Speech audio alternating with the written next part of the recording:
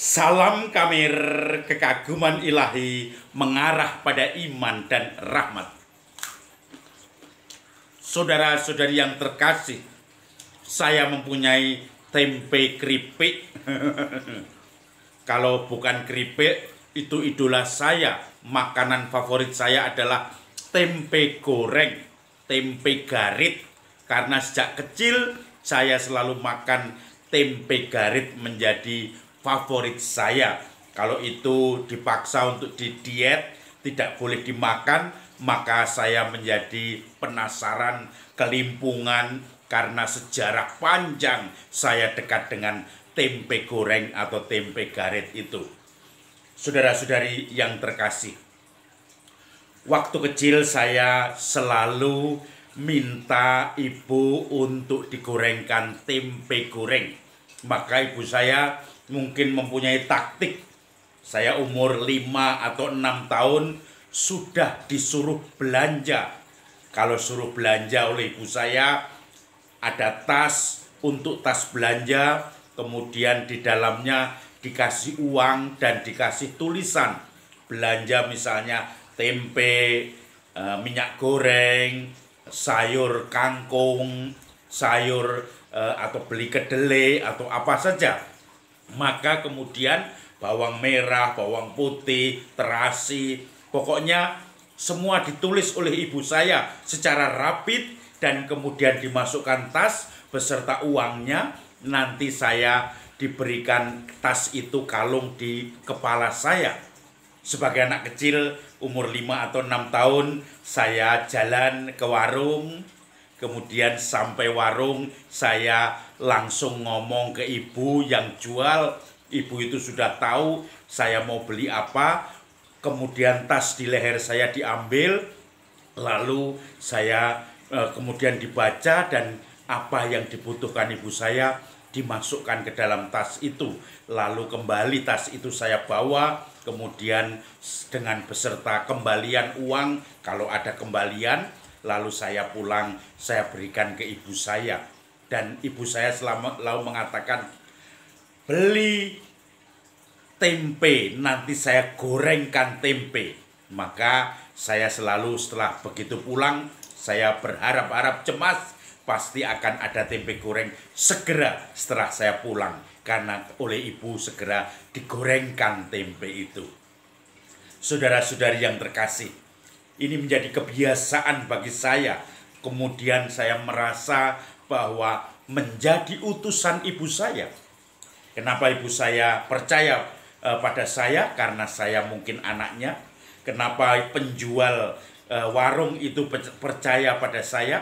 Karena yang pertama, dia kenal saya anak dari ibu saya yang sudah dikenal baik oleh penjual warung. Yang kedua, saya membawa catatan daftar belanjaan. Yang ketiga, saya membawa uangnya. Maka kemudian saling kenal dan transaksi terjadi. Kepercayaan itu terjadi. Maka itu sebagai utusan saya melaksanakan perutusan ibu saya dengan serba perfect. Karena jarang salah, sudah ditulis secara detail. Kalaupun ada bumbu yang kurang, itu salah ibu saya. Karena ibu saya tidak menulis dengan detail bumbu itu. Saudara-saudari yang terkasih, itulah perutusan. Hari ini ulang tahun Paroki Santo Lukas Pemalang yang ke-83. Selain ulang tahun juga bacaannya pas, perutusan. Setelah Yesus bangkit dari antara orang mati, dia menampakkan diri kepada ke-11 murid dan mengutus mereka. Pergilah, wartakanlah, beritakanlah kabar kerajaan Allah. Barang siapa percaya dan dibaptis akan diselamatkan. Barang siapa tidak percaya akan dihukum. Inilah tanda-tanda orang yang mewartakan itu atau yang percaya dan menjadi pewarta. 1, dia akan mengusir setan-setan. 2, dia akan berbicara dengan bahasa-bahasa baru. Yang ketiga, dia akan memegang ular, tidak berbahaya ular bagi dia.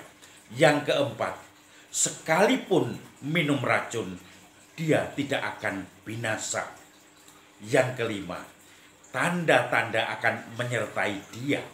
Maka saudara-saudari yang terkasih, kemudian Allah menyertai para pewarta itu, 11 murid Yesus, dan mereka pun membuat tanda-tanda heran, yaitu mukjizat-mukjizat, sehingga banyak orang percaya dan kemudian mengikuti diri, dibaptis, menjadikan keselamatan bagi mereka. Saudara-saudari yang terkasih, sebagai perutusan itu jelas, kalau Anda menjadi sumber perpecahan, sumber percekcokan, kalau Anda menjadi sumber gosip, maka Anda bukan pewarta. Kalau Anda menjadi sumber kejengkelan, kalau Anda menjadi sumber kemangkiran, kalau Anda menjadi sumber pemecah belah, maka Anda bukan utusan. Yang menjadi utusan adalah mengusir setan-setan, menyembuhkan orang sakit dengan meletakkan tangan di atasnya, memegang ular tetapi tidak binasa, meminum racun tetapi tidak membahayakan, dengan tanda-tanda, dan juga akhirnya orang-orang datang dan percaya kepadanya. Itu ciri khas pewarta. Suatu saat ada seorang ibu muda yang ditinggalkan suaminya karena sakit jantung. Sebetulnya kelainan jantung itu sudah lama, tetapi tidak dihiraukan karena tidak mengganggu mungkin, dan juga tidak merasa belum emergensi. Apalagi bapak muda itu adalah seorang olahragawan. Dia senang olahraga, basket, futsal, dan itu seperti anak-anak muda karena dia masih bapak muda. Maka ketika dia juga rutin untuk olahraga itu, tiap seminggu 2-3 kali. Lalu setelah dia bermain keras futsal itu, dia pulang sambil belum berganti baju, makan minum hangat, kemudian nonton TV. Dan tentu saja istrinya sebagai ibu muda juga kerja dua-duanya. Dia capek dan dia kemudian istirahat tidur.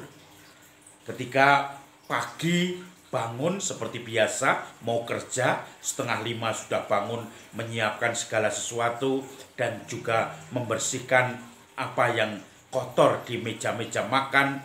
Dia kaget karena TV masih menyala sejak tadi malam. Suaminya yang biasa sudah bangun masih tidur.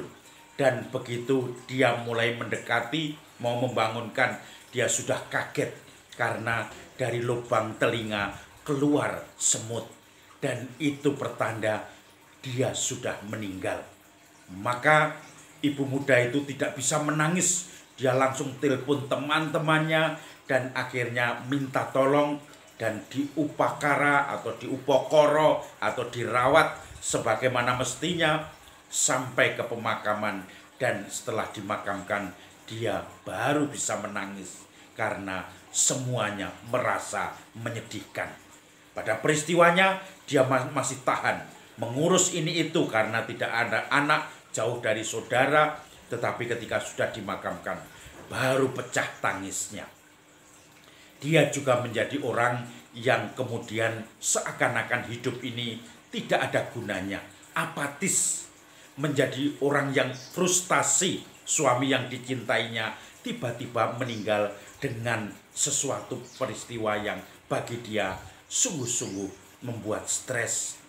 Pulang sehat, tiba-tiba les begitu saja. Maka dia kemudian keluar dari pekerjaannya.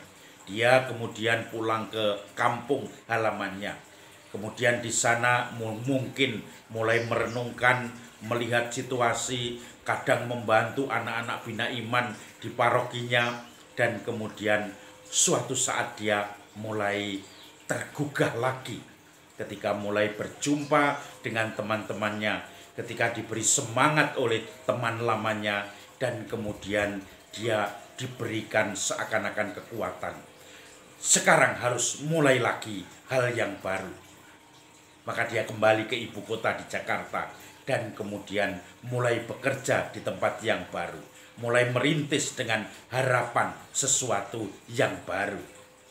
Dan puji Tuhan, dengan segala rahmat Tuhan, dia menemukan calon suami yang sekarang menjadi suaminya. Dan di situ hidup sungguh bahagia.